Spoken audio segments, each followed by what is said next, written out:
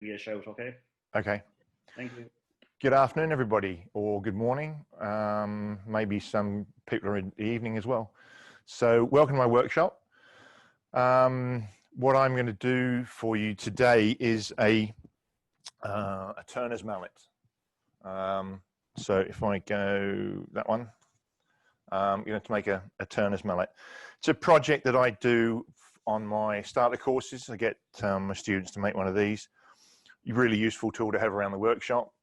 But it's a fairly straightforward project using only a couple of tools, sort of 3 tools. This piece is out of beech. I'm going to be using a piece of cherry.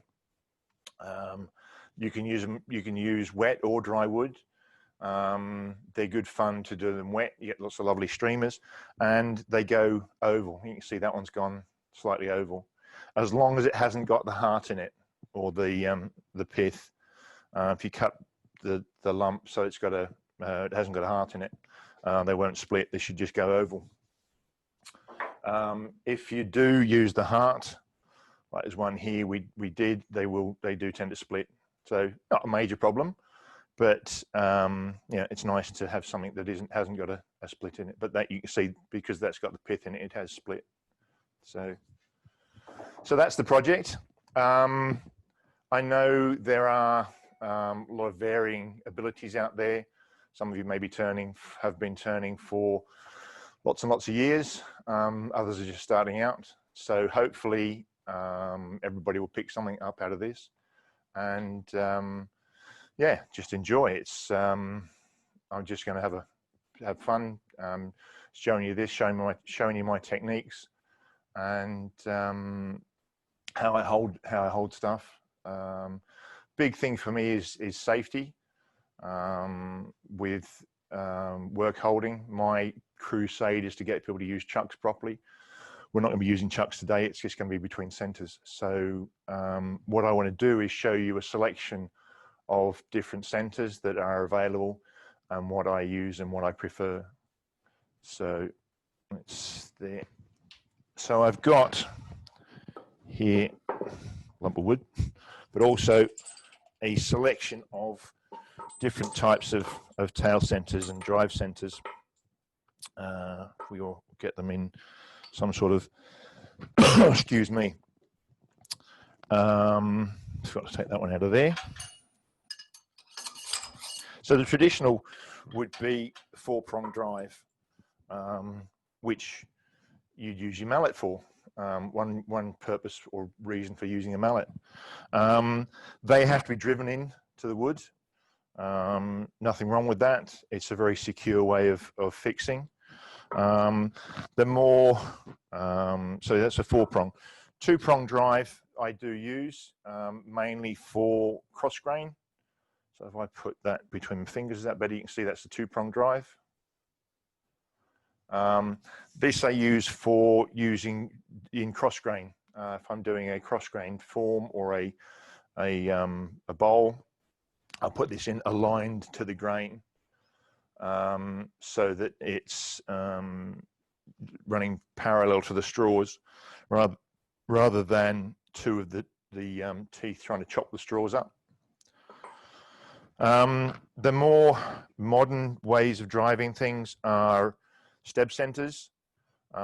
This is a multi-tooth piece or multi-tooth ring with a spring-loaded center, quite a stiff spring. I use these quite a lot. It's a bigger one. I use the 1 7/8 because they're available in a small one, 10mm, I think, 3/8, 7/8, and 1 1/8. I use this one for driving quite large pieces, sort of 150 or 6-8 inch diameter, foot deep, with that to drive. Quite like those. The other method, the method I use when I'm teaching, is a friction drive. Now this is a ring center, or sometimes known as a cup center, and the point is adjustable. So I need a longer Allen key to poke that through. So this is a a robust one made by Robust Tools. And the beauty of this is that the profile of it matches the tailstock. So they are identical, and you'll see why that's important as we go through the project. Oh, you okay? Yeah, Sorry, you all right, Chris? Sorry. That's all right, mate. Not a problem. What's Bamber up to? Oh, he's gone. Okay. I just muted him again there. Right. Okay. So that's means of driving work. I like these because they're a safe method of driving. When I'm teaching, if a student has a catch or pushes the tool too hard, you can set the pressure with the tailstock so that the piece stops revolving. A really good, I find it really useful when I'm teaching. So that's the drives. Obviously we're talking about spindle work here, so we're not going to be using a faceplate unless you're doing your large hollow forms and stuff. But that's more when you're holding it. This is just driving it to create your shapes. Tail centers. Most lathes, the manufacturers supply them with cone centers, which is that's actually an engineering center. This came with a lathe, and this is one made by Axminster. That's a 90-degree point, so that point is actually describes the 90 degrees. Let's just get that right around. Is that in focus? Yeah. Well, these are 60-degree points. Just a little bit lower with those, please. We're going a little bit out of focus. That's better when they're good. Yeah. Yeah. Thank you. So that's the 90-degree. That's a 60-degree point, and another engineering 60-degree point. My issue with these is that if you think of wood as a big bundle of straws, and so that's this wire brush, we think of that as the end of a piece of wood. With a cone center, it just disappears into the straws, and also has no lateral support. So if you have a catch, a design change, whatever you want to call it, that is just going to skid through those fibers. It's also pushing it, the point is disappearing into the wood rather than pushing it onto the drive. So my favorite tail center is the cup center or ring tail center. That as you push up to it, you can see it just doesn't go anywhere. It stops when those fibers go into that ring. They're actually if you cut that in half down there, you'd see a W shape, or a more than a W shape. So the harder you press, the more it gathers the fibers together, and the harder you push on the tailstock, the more friction it creates and the more drive you get. So these are a very, very safe way of driving wood. And the only time I use a cone center is if I'm doing something with a pre-drilled hole, either a pen or a tool handle or something like that. And I haven't made pens for a good few years, and I don't make tool handles anymore. So you know how often I use a cone center. Not very often. So that's what I'm going to use is this is a robust, obviously robust lathe with the drive center and the tail center, which you can't see in the picture at the moment. Right, let me clear this lot away.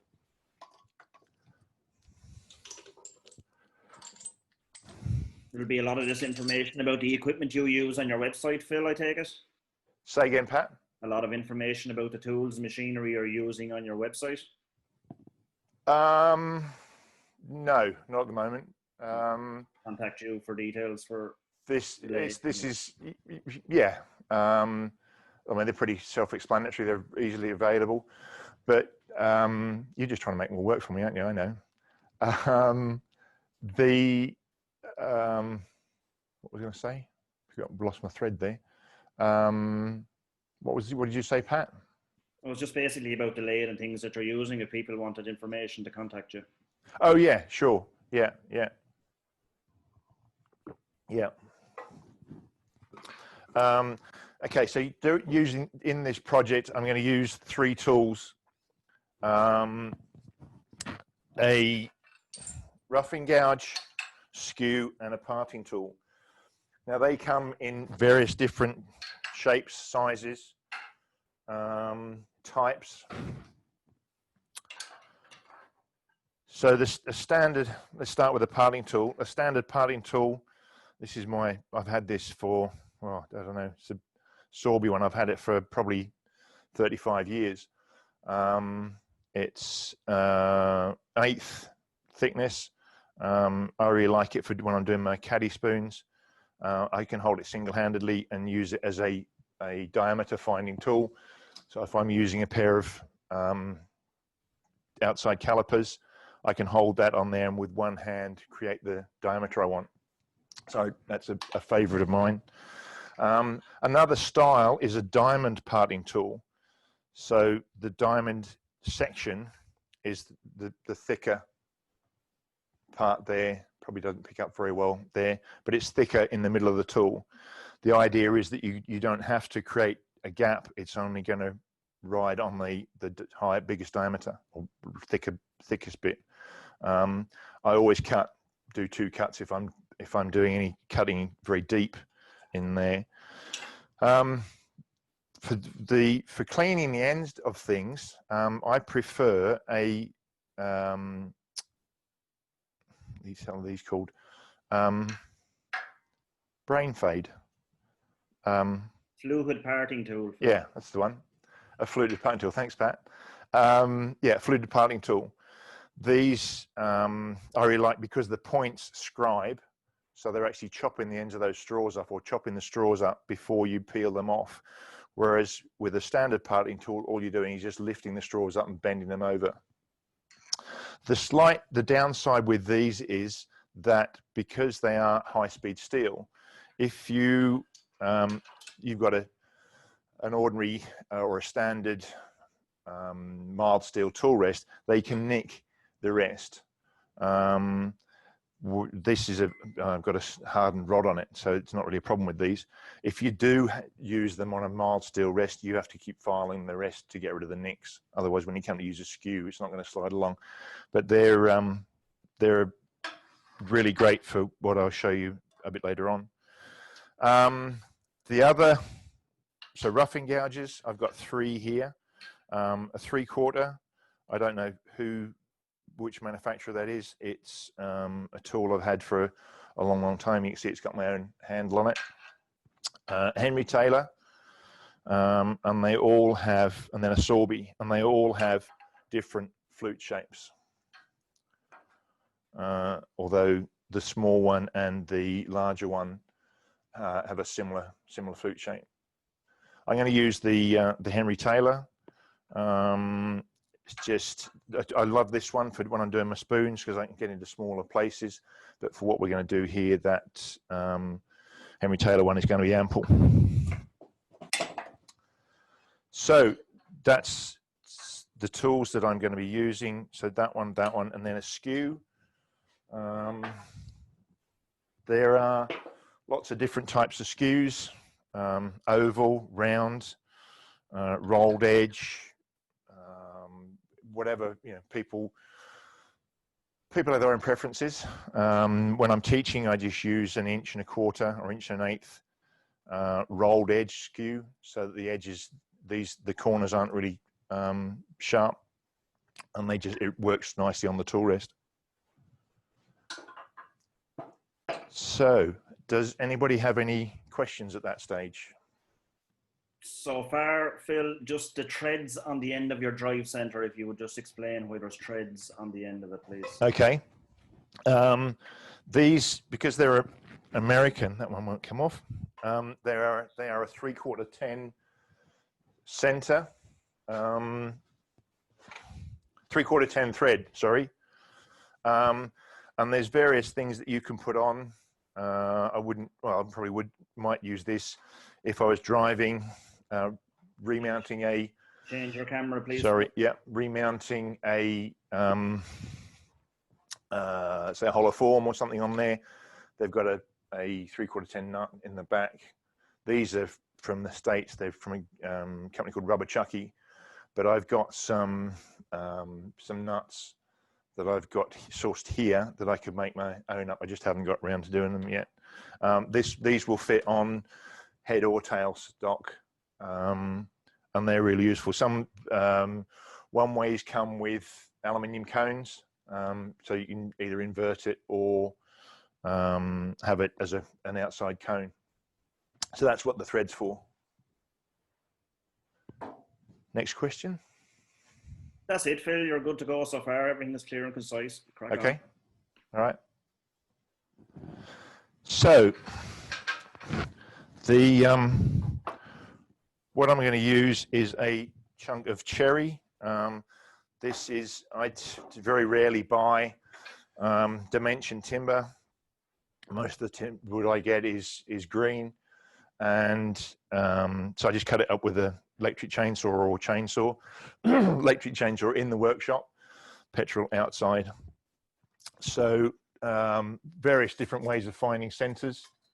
You can use a center finder, or just trouble with irregular wood like this. I've got to go around there 4 times to try and find the center. Whereas with a bit of experience, you can just sort of eyeball it.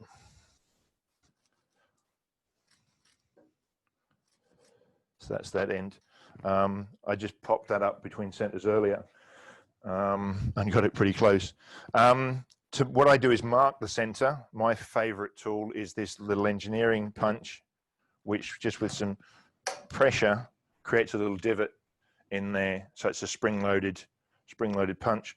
You've got to put a fair bit of pressure on it to make it work. That's a favorite, but you could also just use a brad awl, just to make a divot in the end there.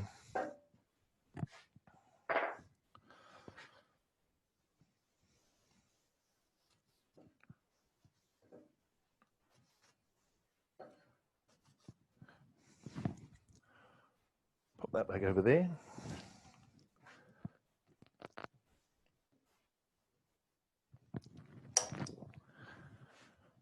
You can get these from any engineering stores or online now. I suppose is the favorite place to get them. They are adjustable. You can adjust which one that bit to get so you haven't got to press quite as hard. So I actually got a sheet of a thin tin and put a series of marks in it. So I've got a base point and then varying different ones coming out in a line that match up to the diameters of the jaws that I want. The different jaws I've got, so I can just set the calipers to have the one leg in the base point, and then when it drops into the one I want, I know I've got exactly the right setting on my dividers. And that was how I did that.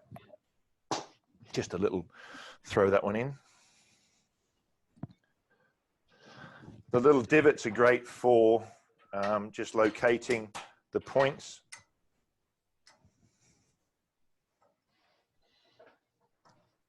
So I can actually feel that going in there. So I can wobble it into that there. So with a little bit less pressure on the tailstock, that's still captured between those points, and spinning freely. And then with a bit more pressure on the tailstock, that now is driven.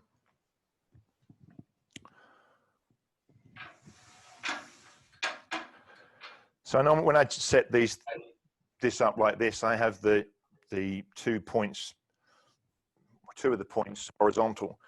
So when I set the tool rest up, I know that that's going to be, should miss, but it's just touching there. So I can just back that off a little bit. Drop the tool rest down a little bit. When you're using the roughing tool or spindle roughing gouge, make sure you're not going to fall off the end of the tool rest. This tool rest is just long enough to do this, but I'm going to work from this direction.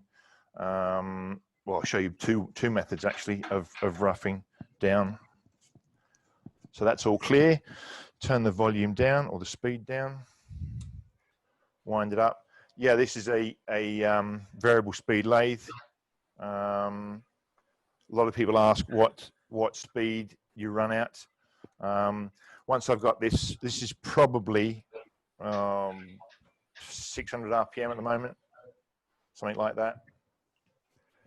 Now, I'd normally be wearing a visor, but with the camera mounted here, my head touches it, or the face mask touches it. So that's why I'm going to wear one now, and also for talking, but mainly because I'll do that, and that will be really annoying. So with the roughing gouge, go to tailstock. So you can see I'm just touching there and then lifting into the cut. So I can either peel it down that way, and you can see that was slowing down, so I put a bit more pressure on the tailstock. So this, you can use that method, or do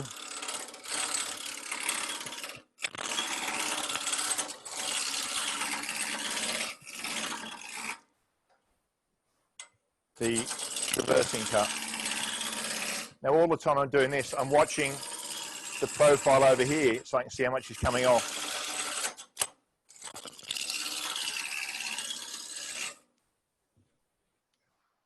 I'm going to move the tool rest in, so I'm not having to reach quite as far over. You can increase the speed a bit more now.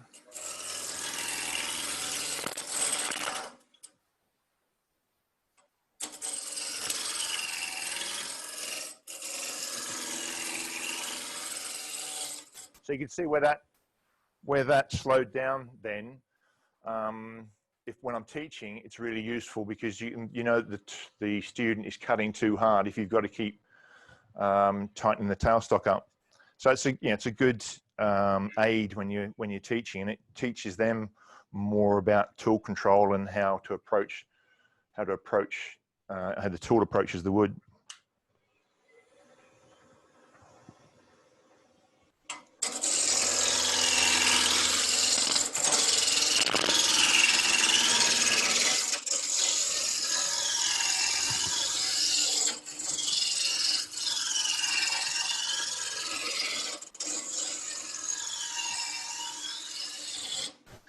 Now, I'm just checking whether that's round. I'm having my thumb trailing, not pushing my finger into it. So it's a safe way of just checking without having to switch the lathe off and on again. I can also feel that I've got that round. A little something I show my students is when you move the tool rest in, you need to lift it up again. Let's go to this way. So if I push that tool rest in now, you'll see that the tool drops down. So it's changing the bevel angle there. If you've got the angle at the same, you develop muscle memory.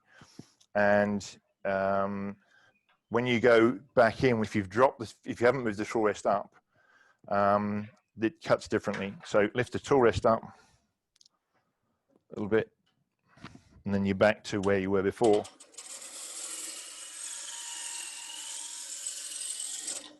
Okay, so that's round, coffee cup full of shavings.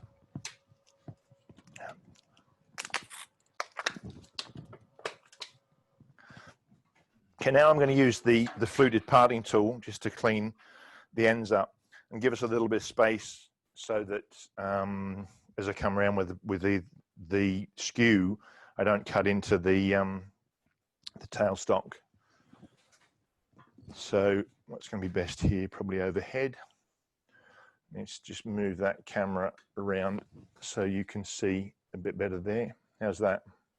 Yep, it's good. That's good, Phil. So with this, I need to have the tool rest a little bit higher because I'm going to prescribe an arcing cut.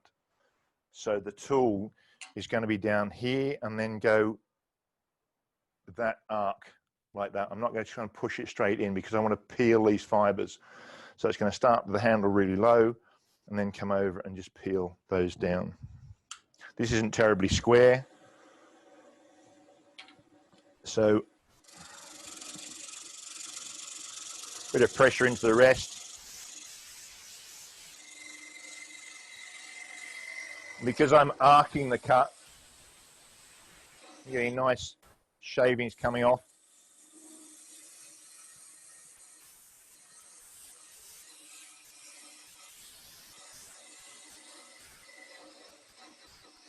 When I'm teaching, I usually get my students to do 3 widths of the tool here. Just allows a little bit of space, a little bit of leeway. And that's cut that nice and cleanly. Very little tear out in there. If I was going to use an ordinary chisel type parting tool, it would be a lot more furry there. Okay, so I move up to the other end. Move the camera around.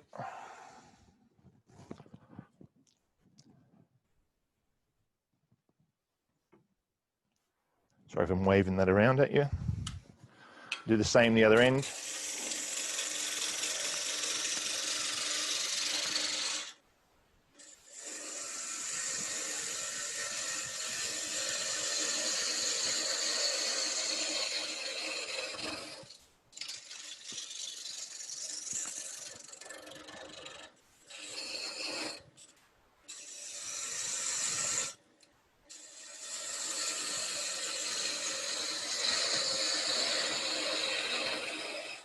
Usually down to about 3/4 of an inch diameter there. Okay, so I'm just going to move that back there again.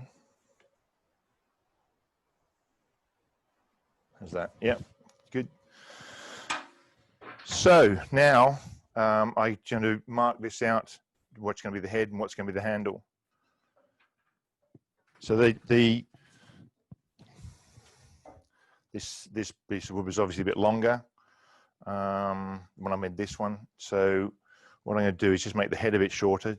So it's about 2/5, 3/5 the proportion between the head and the handle. So if I mark there, and then I'm going to use the skew to mark out where the head's going to be. Now this has got a slight radius on it. You can see there that the points, the long and short point, are slightly drawn back, just a tiny radius on there. Just makes it a bit easier for, or reduces the chance of getting a catch. I say reduces, it doesn't stop you getting a catch, but it just reduces it, because when you're doing a planing cut, those points are a little bit further away from the work. So I'm just going to do, I can see that mark, just put a V cut there, and then come in here. I'm not a great exponent of a skew, but it's a good tool to teach people. If students can understand how a skew works, I find all the other tools fall in line behind it. So that's a skew. So lose that. So now I'm going to reduce the diameter here of the handle, and that's to suit your own hand size. I've got pretty big hands, so I will have a fairly bit larger diameter than most people will. So at that stage, has anybody got any questions? Somebody wants to know, Phil, if to soften the corners on their tools, like parting tools, will it protect their tool rest? Yes, some tools come out of the factory with very sharp edges on them because they are straight off the surface grinders, and they're difficult to slide along the rest and will mark in the rests. So yeah, just with a diamond file or a slipstone or something, just run over the edges of them. I've got my favorite diamond file there that's always to hand. And if this was a standard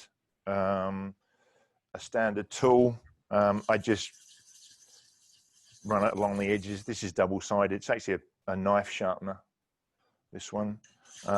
You can probably hear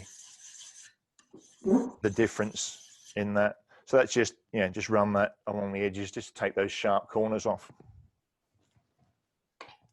Anything else?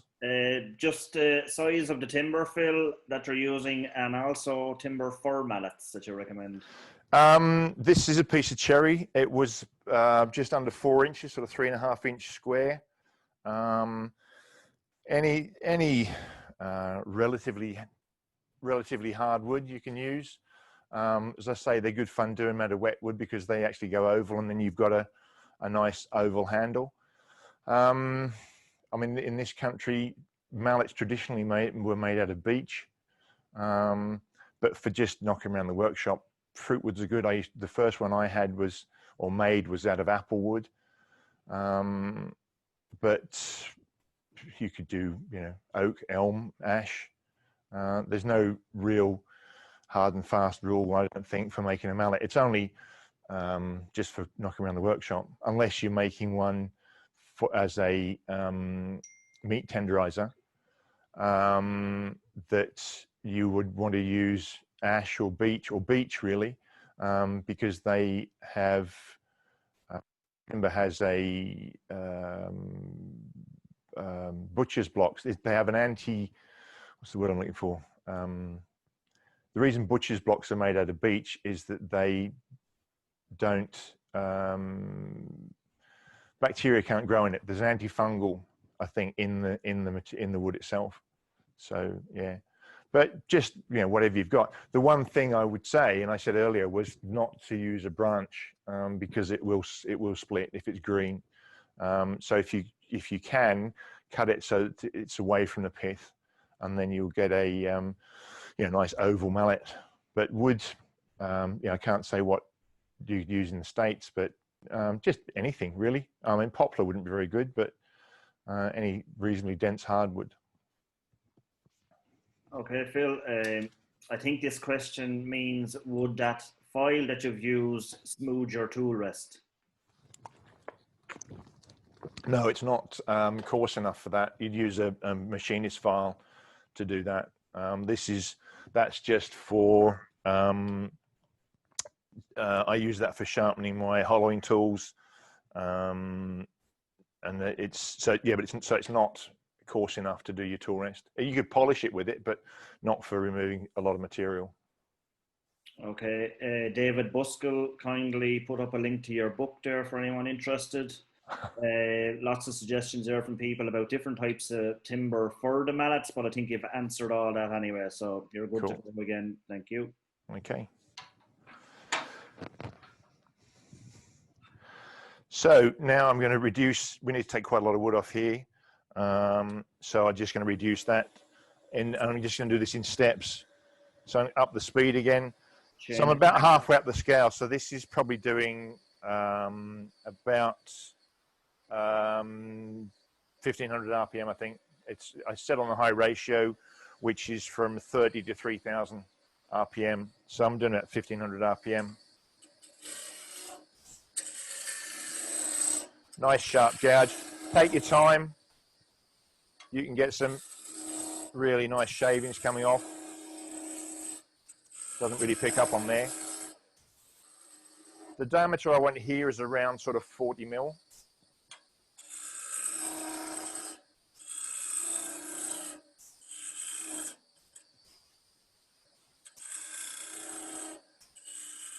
Trying to hurry it.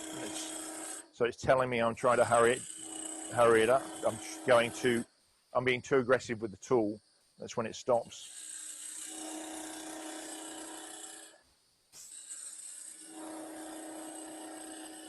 This sort of doing this is good fun because I've got a nice pile of shavings. Let's see if I can just move that there. I've got that lovely pile of ribbons just down there by my feet. That I personally, it's fun to try and get ribbons coming off. Nice sharp tool, and getting a really good finish straight off the tool. But it's just fun, just to make shavings, and to do that, you're just progressing the tool at the same rate all the way down there, just to get those lovely ribbons.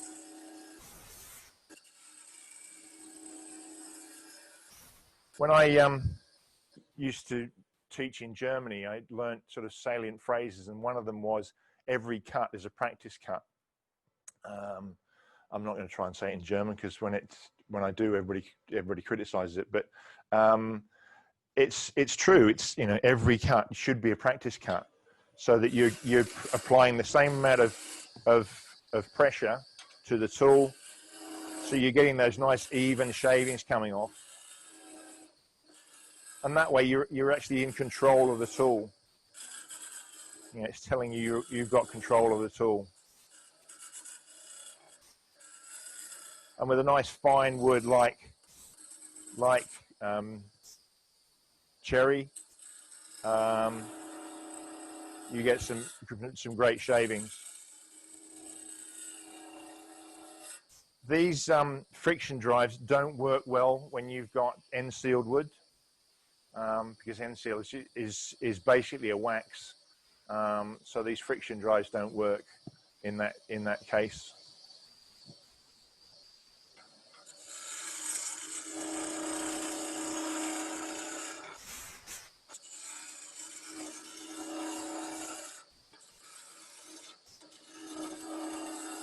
So here, where I've got the coming up against the head here, I'm being a little bit careful about how I approach that.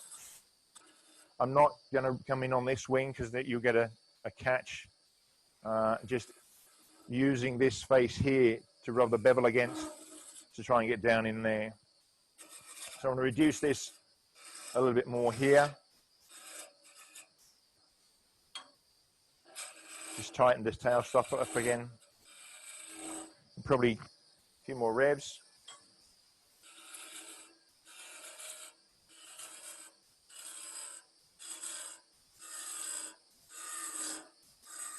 So I'm creating the shape in steps.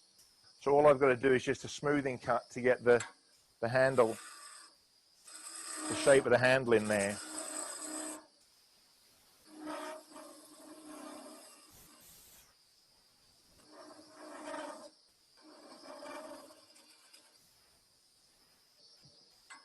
Now, if you don't want to use a skew, if you're not familiar with using a skew, you could leave the head that shape, or under the head that shape, and just do that. But I prefer to put a little bit of decoration in there. So now I'm just creating a nice curve in the handle, putting a taper on it so that it just doesn't drop out of your hand, and just feels more comfortable. It's going to fit your hand better. One more cut. So I can use the wing of the gouge like I would a skew and get a really good, so that's coming off about a third of the way down that face, and just getting a really nice finish off the tool. Get that bit off there. So that's pretty much the handle done. I prefer, as I said earlier, to have a V cut in here. So I'm going to go back to the skew, which is here, and just come back up the head, and this is just 1/2 of a V cut.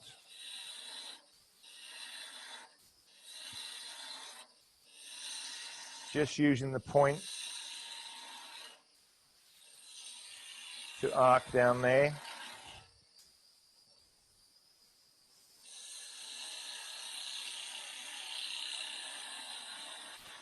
Just nice and slowly, just clean that so you get a really nice clean face in there.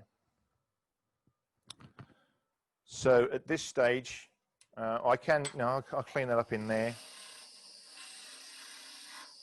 So I'm just going to put a little bit of a curve on there. So it's just rolling the tool over.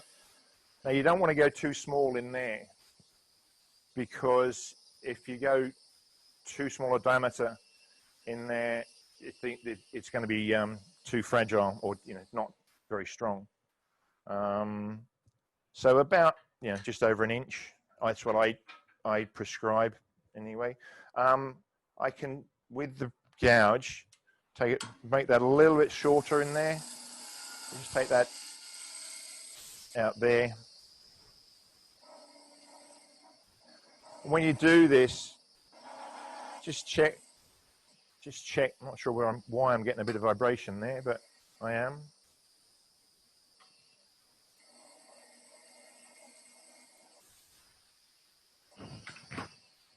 Just check that it feels right.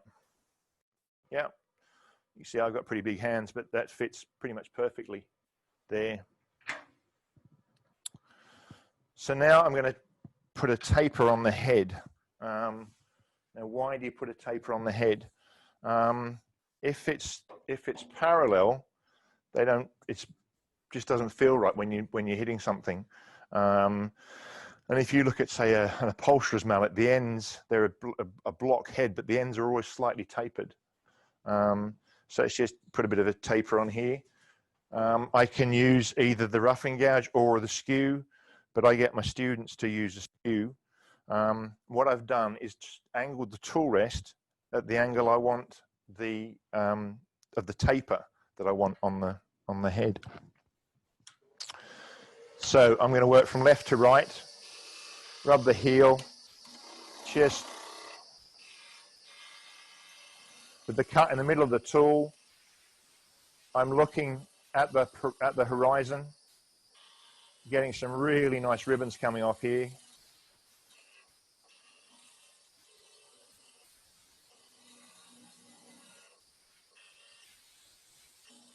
You'll always get a really good finish with a skew. We're not doing anything spectacular with this, just using it to make V-cuts and planing cuts. But because I've got the tool rest at the angle that I want to have on the head, I'm not really having to do a lot with the tool.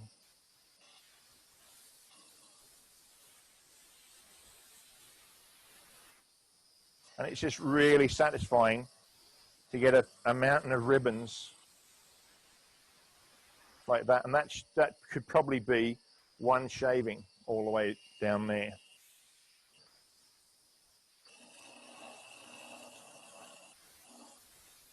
One ribbon.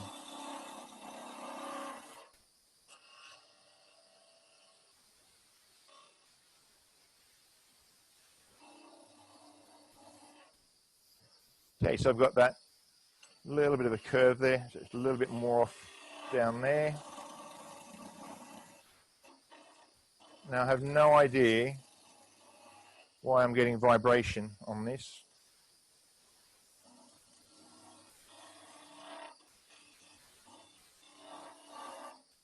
I don't think it's the skew because it was happening in here as well.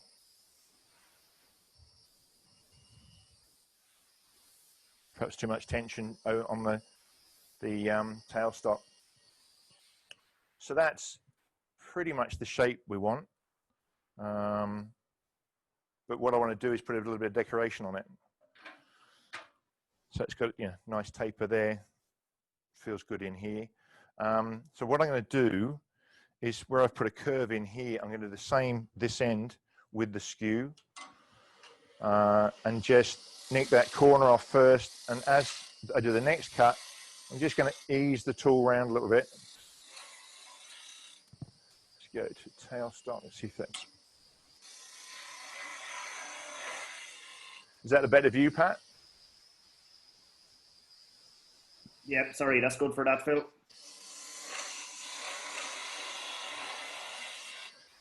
So just putting a little bit of a dome on here.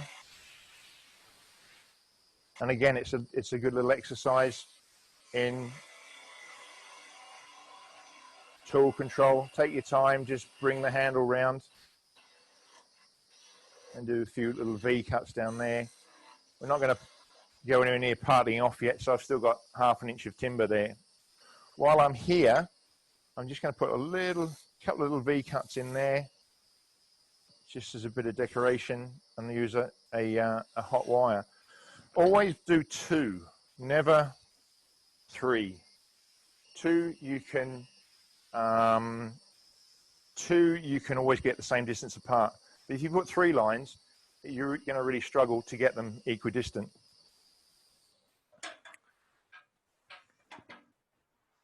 So that feels good, and it's, you know, it's not going to, the taper on here, it's not going to fly out your hand. So to put some decoration on there, it's just a wire. This is actually a strand of a bicycle brake cable. So we're there, we're good there. So all I'm going to do is just locate it in the groove and just wrap it round. I'm not pulling very tight. That works. And just gives you a little bit of decoration.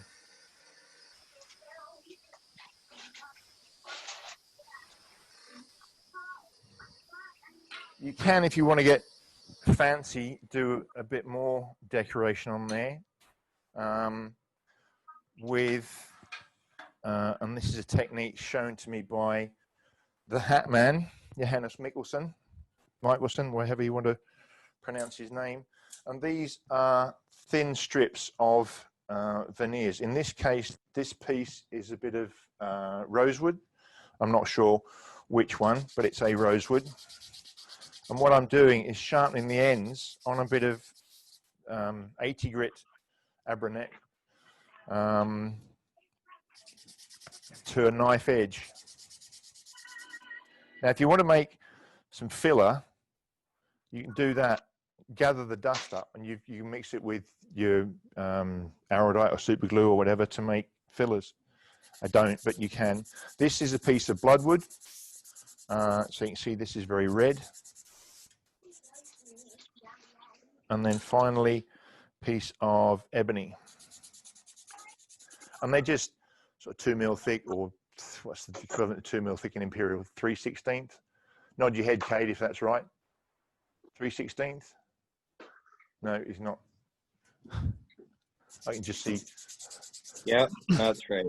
Yeah. Thank you. So that's a nice knife edge. So I can get the tool rest up nice and close in there. And what I'll do is start with the bloodwood. So I want fairly high RPM on this now. And as you push it against it, it burns in color.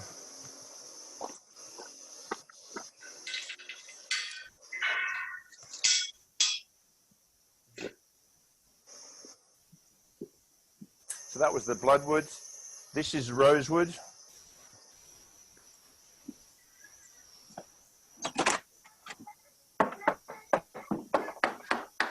So you can really personalize your...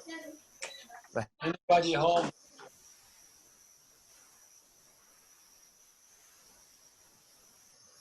And then to differentiate them, use the, or differentiate, put delineate. Just use the ebony to create a really black line.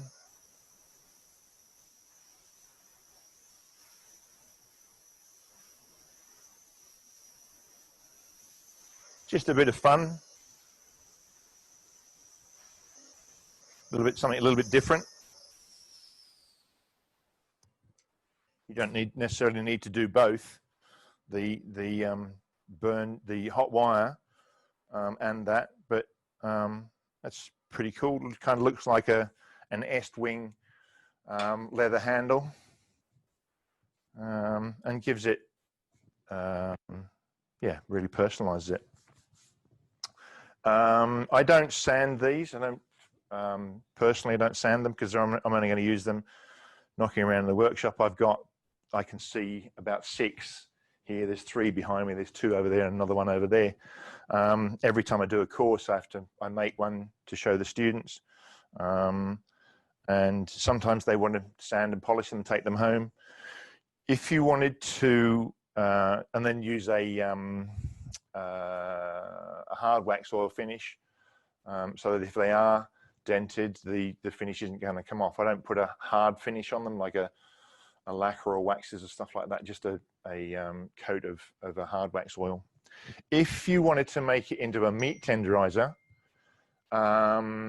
you could put a series of V cuts in here to beat your stakes with. So that's Dave Buskell. That's one of the projects in my book, and I used boxwood then. Okay, what I'm going to do now? How are we doing for time, Pat? That's down to you, Phil, as long as it takes. How long have I been going? Nearly an hour. It's now, you're about the hour mark near enough. Yeah, yeah. Couple of things, Phil. People are just asking about the wire that you would suggest to use for burning, and you can cover all this into one. The obvious one about safety regarding using things like that at the lathe, and types of wire. People recommending guitar strings and things. I think you can cover all this. Okay, the reason I use bicycle brake cable is that many years ago I used to be in the bike trade and have still got some brake cables hanging around, and I just unspiraled one strand off it.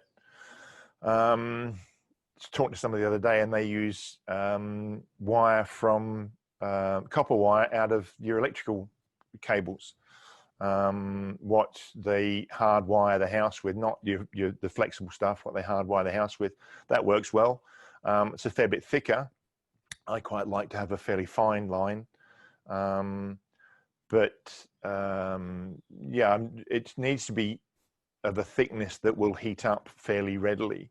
I think, you know, something like fencing wire would be a little bit too thick and take too long to heat up and wouldn't really work. But yeah, I'm not good with gauges, but the bike brake cable is pretty thin, and the electrical wire is a bit thicker, so it's going to give you a thicker band. As to the safety of it, I'm not actually wrapping my hand around it. I'm just pulling it round. Let's go back to the overhead. I'm just, as I said, I'm just wrapping that round. Let's go tailstock shot so you can see how much it's the length of all the wire between the handles is engaged in the wood or touching the wood, and that's what's causing the friction. Not putting a huge amount of pressure on. It's just wrapping it around it. This piece has got, you know, shorter and shorter, and I'm going to have to take another piece off that bike brake cable to do it. Does that cover that, Pat? Yeah, that's it, Phil. I think the rest of the safety involving glasses or shields is kind of a given anyway. So yeah. I mean, I explain why I'm not wearing one, because if I keep touching that with my face shield, it's going to get, you know, people are going to be seasick. Okay, at this stage, I'm pretty much done. What I do though is just nick this corner off, this top corner, just one cut there, or two, just to clean that edge up. Can do the same down here if you want. This is where you can, you know, really personalize them. Now, coming to parting it off, I'm going to use the point of the skew to get this as clean as I can.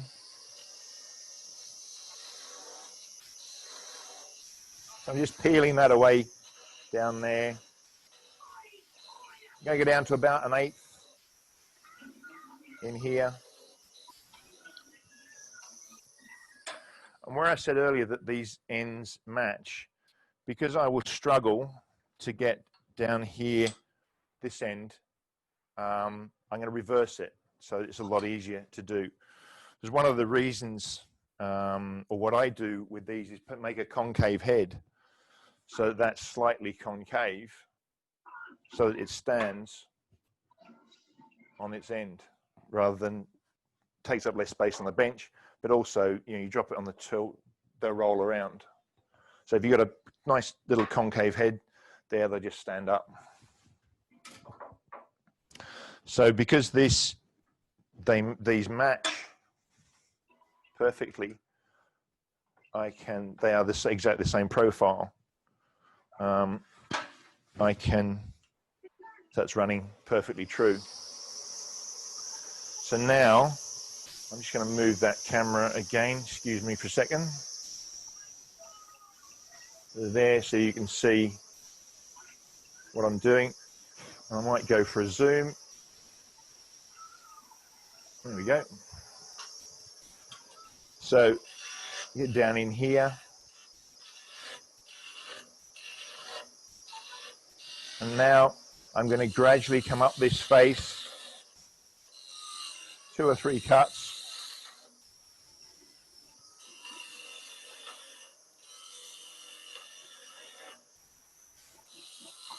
Again, that's good where these friction drives, so these friction drives are good. If a student has a catch here, it's just going to stop. So last cut.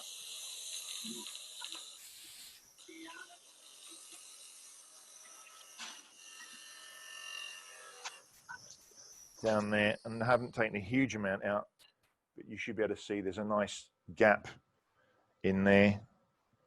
Let me get something a bit strong. Let me get a rule so you can see a bit better. So there's a gap in there. So I've got a concave head, and now it's just a case of reducing this again.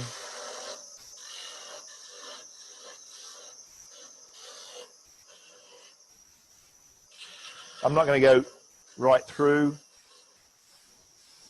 just go down fairly small, and I could do a little bit the other end, take a little bit more off.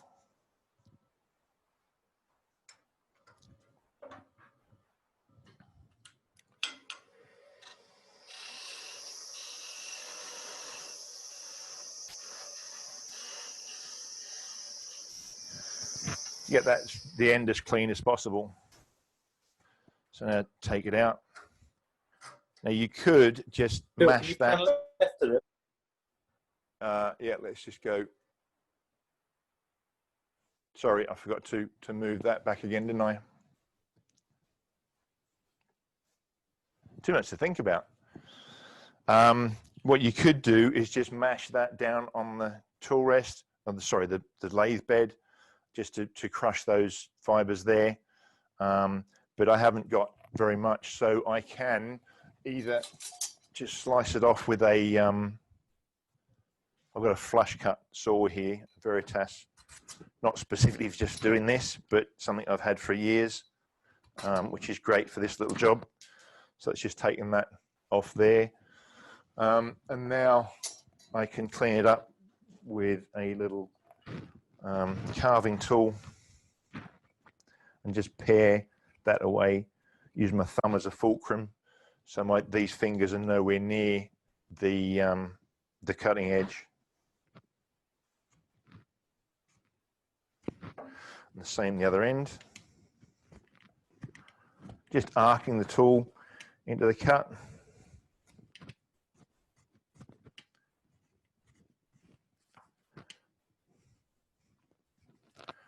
Cool.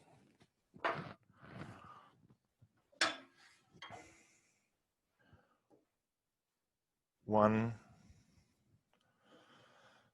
personalized mallet.